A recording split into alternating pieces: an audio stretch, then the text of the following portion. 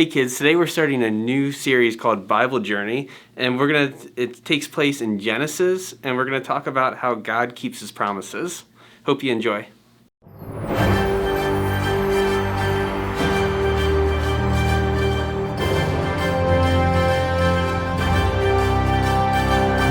a perfect day in Galilee. This is News Channel 7, the Galilean Gazette, the holiest news you'll find on your tablet. I'm Kitty Couric. And I'm Timmy Allen.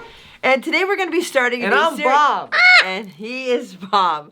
So kids, today we're going to start a new series called The Bible Journey, where we will be traveling through the Bible all year this year. It's going to be amazing. We'll be telling stories from each book of the Bible, starting with the very first book of Genesis.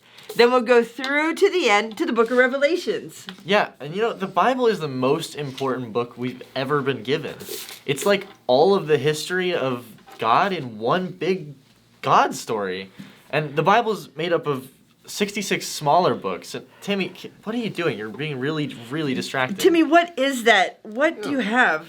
I'm glad you asked. It's a jar of sand. Oh, okay, but why do you have sand? Oh, you don't know why I'd have sand? And this cup is a jar of sand, obviously. And it doesn't seem like very much, especially if it was filling up a sandbox or even making a sandcastle. Even though this is a small amount in here, there are lots of grains of sand in here. Okay, grains of sand are so small. I mean, can you imagine how many grains of sand you have in that cup? It would be really hard to determine how many grains there are in that tiny, but I mean, on average, there are about 1 million grains in just one cup of sand. I really actually do believe that. There's a ton in here. It's so crazy. We would need an entire day just to count how many were in this jar. And a calculator. Definitely had to calculate. And you know what, though? This reminds me of a story in the Bible. It's about a super cool promise that God made to Abraham. Yeah, Abraham's story is in the first book of the Bible, Genesis. Yep, that's the first one.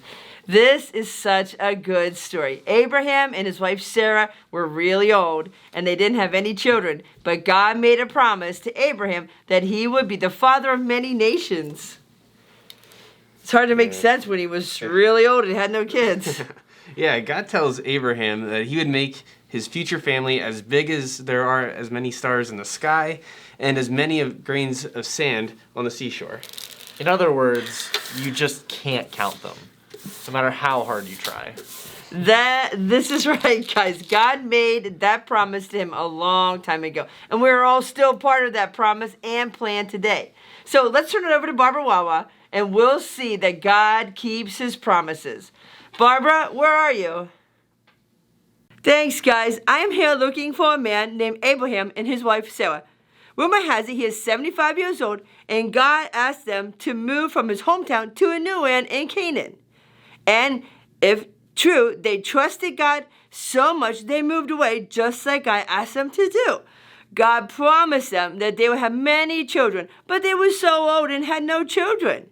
But they knew God would keep his promise to them. Oh, look, wait, I see them over there. Let's listen in. Let's see what's going on with them. Abraham, go from your country to the land I will show you. I will make you into a great nation, and I will bless you. I will make your name great, and you will be a blessing. Well, thanks, God. All right, Sarah, let's be faithful to God. We know he will keep his promise to us. We will move as God has asked us to, and remember, hold on to the promise that God will bless us with a family, even though we are very old. Wow, isn't that so amazing? They listened to God and moved away to the land that God showed them. And they settled in the land of Canaan. They continued to get older and older and older, and they still did not have any children of their own. Abraham and Sarah were getting old, but God appeared to him. Rumor has it that God has some important plans that he has in store for Abraham. I wonder where he is. I want to look for him. And guess what? I see him right over there. Look at the sky. Count the stars. Can you do it? Count your descendants. You're going to have a big family, Abraham. I believe you, God. This story just keeps getting better. Do you believe it? God made a promise to Abraham. You know God did change their names. They started out as Abram. He went to Abraham and Sarai to Sarah. And one day they had 3 special visitors come to their tent to tell them some very, very important news. Hey, I see 3 men over there. Look, Sarah, come here. Get 3 cups of our best flour, knead it, and make some bread. We have special visitors coming. Let's get dinner ready for them. Hard to believe this, but the 3 men went on to tell Abraham that his wife will have a baby the next year. Kids, by this time, Abraham was 99 years old. When Sarah heard the visitors say that she was going to have a baby in the next year, she really laughed. Say what? The funniest thing I've ever heard. Sarah was like, you gotta be kidding me. How can an old woman like her have a baby? You would not even believe this part either of the story. The visitor was God. And God said to Abraham, why did Sarah laugh when we told her she was going to have a baby? And God said, is there anything too hard for me? And believe it, the next year Sarah had a son and named him Isaac, just like God had told her. And Isaac's name means laughter. Isn't that crazy? I can't believe it. I know, so precious. God has given me the gift of laughter, and all who hear this news will laugh too. Story has been such an incredible story. Almost takes my breath away. God made a covenant. A covenant means, like, it seems like a strange word, but it just means a promise. God's made a promise to Abraham that someday he would be the father of many nations, and it happened. Even when it seemed like there was no way for the promise to come true, God brought life to a situation that looked like there was no way. And in that promise that he made to Abraham, he promised that a king would come. And do you know who that was? Heyo. Did that seriously just happen again? That's right, kids. Jesus would come from the line of Abraham. And just remember, God keeps his promises. I'm getting word that Shelly Grace has an interview with Abraham right now. Let's turn it over to her. Hi, I'm Shelly Grace, and today I am here to interview the one and the only Abraham.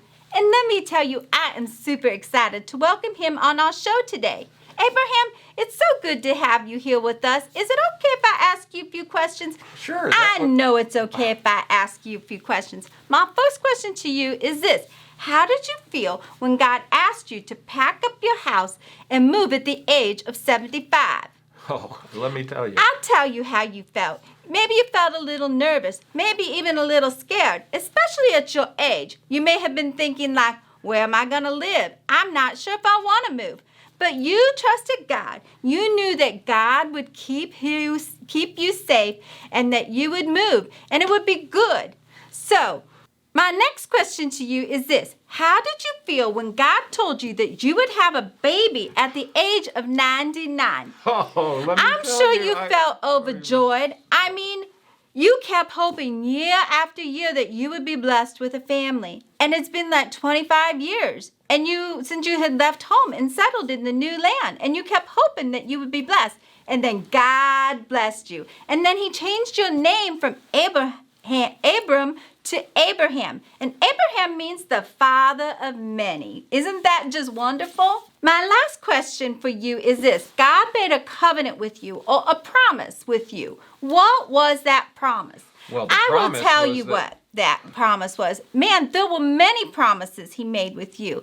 There was promises like he'd take care of you when you moved and that you would have many children and you would be a great nation and someday a king would come from your family. And I'm sure there's so many promises here that were amazing. And let me tell you, we can be sure to know that God keeps his promises. Yes, he does. Wow, wasn't this just a great interview? I just love to bring people on my show and get them to talking and answering my questions. You know, this has been a great day. And we're going to turn it back to the guys at the studio. Wow, that was another great interview with Shelley Grace. Yeah, she really gets them talking. You know, that was a great story of the life of Abraham. Don't you guys think so? What a great example of how God keeps his promises. It's so amazing. What is that, Timmy? Who knows? The Goat Club? Yeah, well, this is our new club, the Goat Club sign. I see it, but what do the letters stand for? Like, is it like green oatmeal apple turnover, maybe? What? No. That's ridiculous. It's What? definitely gorillas on a tire. Ridiculous. What? No, definitely not that. It actually stands for greatest of all time. As we move Oh. through our year, we're going to be talking about the greatest of all time stories throughout the whole Bible. So I thought, why not make a club for us? Sure. Okay, I get it now. And the book of Genesis is at the very beginning of the Bible where God created the world. And there are so many great stories in Genesis. We could take the whole year just talking about Genesis. Yeah. In Genesis 17, we can start reading the life of Abraham and how God made all the promises to him. Sure, and the more we read, we can see how Abraham's family was expanded as well. You know what I like about this journey through the Bible? As we travel through the Bible, we will learn and grow in our relationship with God.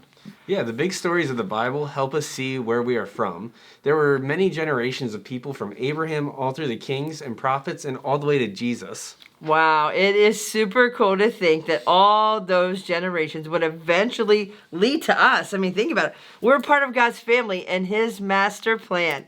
It's so fantastic that through this journey, we will learn that God keeps his promises. Well, guys, I think it was another great lesson today, another great story, and so we hope to see you again next week. Have a perfect week.